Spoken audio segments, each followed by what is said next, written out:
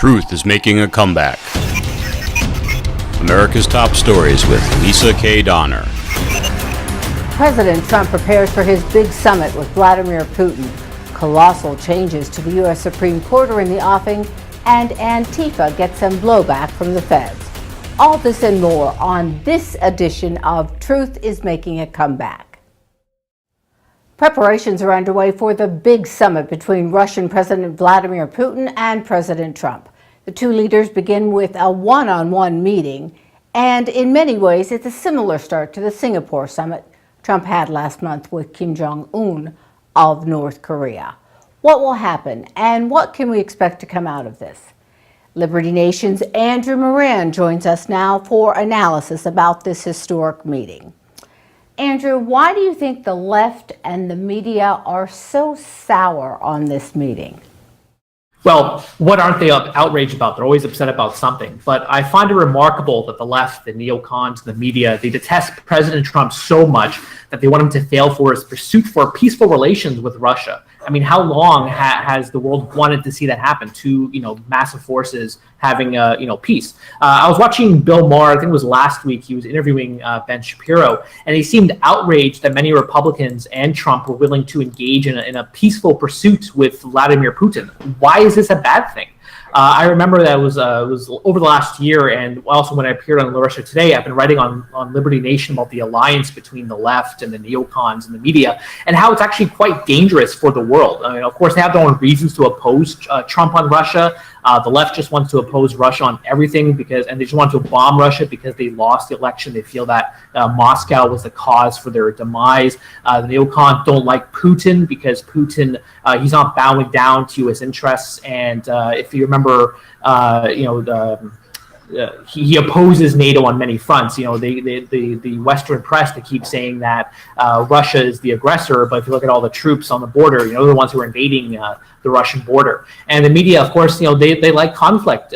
During last year's bombing of Syria, the whole bunch of press, Fareed Zakaria and Brian Williams and Paul Begala, they said that this was the moment that President Trump became finally president of the United States. So these parties have their own reasons to join together, but the alliance isn't good for peace in the world. Since Trump, of course, Trump isn't a non-interventionist like Ron Paul, but he's still a better fit than his predecessors when it comes to foreign policy. Foreign policy has been a disaster for the last 16 years. And Trump, he's made mistakes from my point of view, but, overall, he's done a much better job than Barack Obama and George W. Bush. All right. Now, you're right. The left has their own agenda, but don't you think relations can and will be improved between the U.S. and Russia after the Helsinki meeting? I think President Trump, he will personally try to improve relations with Vladimir Putin, and perhaps Vladimir Putin is open to the same thing. But it won't be. But the problem is with the legislation in Washington and the interests in Washington. Over on LibertyNation.com, I reported on the National Defense Authorization Act legislation that passed in the House and Senate. And what's inside the bill is actually quite frightening. That will only sour relations and intensify potential conflict with Russia. Some of them include, applying new sanctions. They want to ban military cooperation with with Moscow, excuse me. They want to send $250 million to Ukraine to help fund its military defense systems against Russia. They want to send $6.3 billion to boost the number of troops in Europe to deter Russian aggression.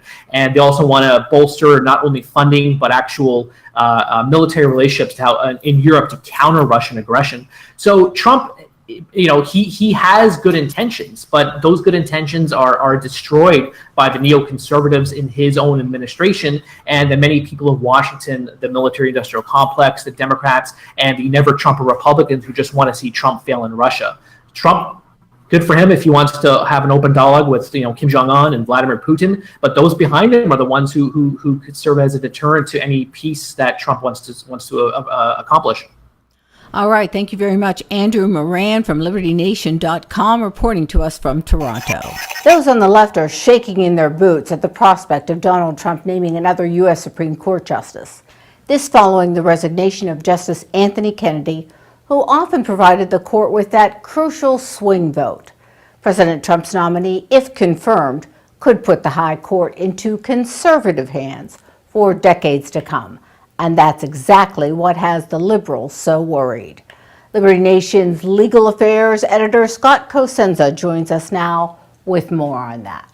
There are many cases which, going back decades, are 5-4 decisions that have been decided sort of against conservatives. So there's been much gnashing of teeth in the United States. This could mean an end for legalized abortion in the Roe v. Wade decision, for the Obamacare decision, for a gay marriage, and all that is true. It's possible that, depending on the justice and the motivation of their brother and sister justices on the court, if there's a sufficient impetus to take cases that challenge those precedents, we could see significant rulings going the other way in many of those cases in the United States going forward.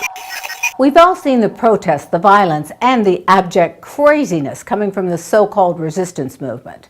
Well, this week the Fed said enough is enough. The far-left group known as Antifa, short for anti-fascist, staged an occupation of the Oregon Immigration and Customs Enforcement building in Portland. After a week of effectively ceasing all manner of business at ICE offices by obstructing access to the building, the feds let them know that it was time to move on. This came about just as Congresswoman Maxine Waters called for more violence against the so-called establishment.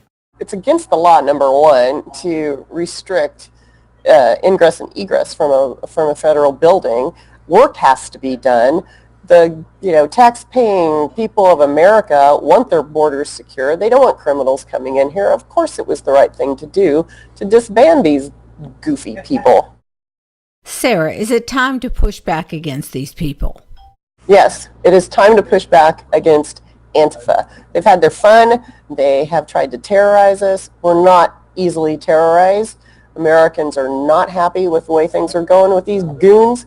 And, their violence is going to beget violence against them. So they best step down while they still can.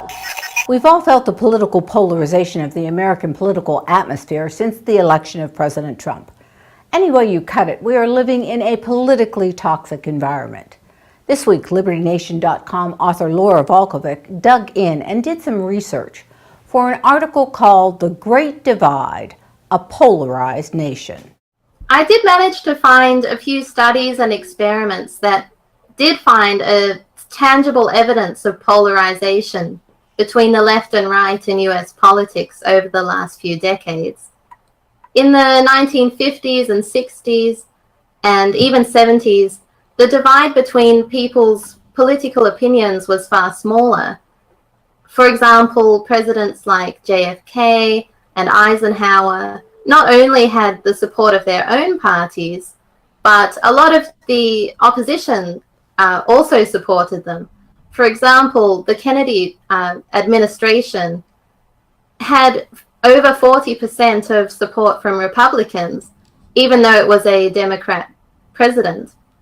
That gap of opinion has widened over the past few decades, particularly during the Bush and Obama administrations, and obviously now it's at its widest, and President Trump has most Republican support, around 88%, according to Pew Research, but only 8% of Democrat support. Do you sense a healing coming or more of a political divide in the future?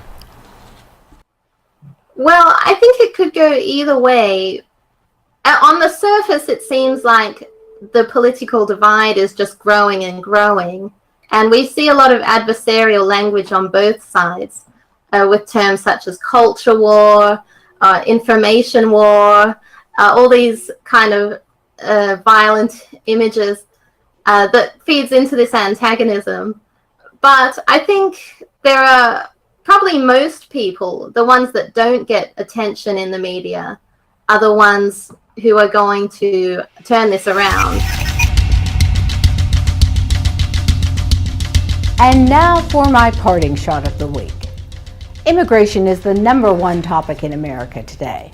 One commenter wrote on LibertyNation.com this week, quote, "It seems that the people who control the media are trying to pull a fast one on the American people. Americans aren't idiots. We know that importing people who do not share our culture or belief systems is a nation killer. At the very least, it's a culture killer, unquote. But the dirty little secret that the national media won't tell you is that even Democrats are beginning to soften on illegal immigration. Democratic pollster Mark Penn revealed in an interview with The Hill this week that, quote, a vast majority of Americans don't really support so-called sanctuary cities, and 84% of those polled favor turning undocumented immigrants over to the feds. But there's more, so much more, that the left-wing media isn't telling you. A new Harvard-Harris poll, hardly a right-wing analysis, discovered that 81% of Americans want 1 million or fewer immigrants to be let in the U.S. annually. By a margin of 79 to 21%, Americans prefer a system of prioritizing would-be legal immigrants based on their ability to contribute. That includes a majority of whites, 79%, Hispanic, 72%, and blacks, 85%. These numbers are comprised of 72% Democrats, 65% of those who self-identify as liberal, and here's the kicker, 72% of Clinton voters. Bet you haven't heard those numbers on Morning Joke when Mika and Joe belly up to the coffee bar with their satraps on MSDNC each morning. Are we seeing an inexorable slide toward reality by some of the Democrats? Or has it been there all along and the big boys over at the New York Times and the Washington Post just haven't bothered to report the truth? This is why we started Liberty Nation, to tell you the things the leftist media doesn't want you to know. If this statistical information about immigration is a portent of things to come, the midterm elections may turn into a dark night of the soul for the Dems. Perhaps that's why you may not have heard this information before. But as our commenter said, the media can try to pull a fast one, but Americans aren't idiots. Eventually, the truth will come out. And that's my parting shot. Join us again next week for Truth is Making a Comeback, America's Top Stories. I'm Lisa K. Donner. Thanks so much for watching. Click like and subscribe and visit libertynation.com today.